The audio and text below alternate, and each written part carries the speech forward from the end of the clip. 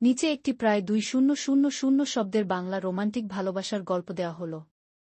গল্পটির নাম কে আলো ছায়ার ভালোবাসা গু।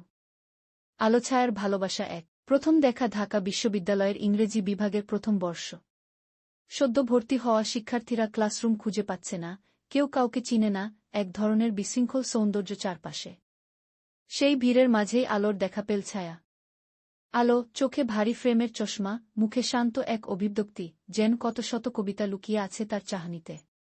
ছায়া তখন সদ্য ঢাকায় আসা এক গ্রাম্য মেয়ে, শহরের নিয়মকানুন বুঝে ওঠেনি।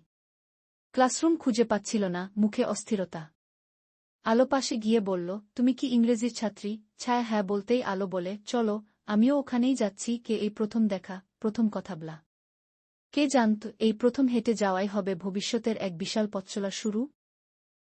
বন্ধুত্বের বেড়ে ওঠার সময় গড়িয়ে যায়। আলো আর ছায়া একসাথে বসে ক্লাস করে, লাইব্রেরিতে যায়, টিউটোরিয়াল পড়ে, চায়ের দোকানে গল্প করে।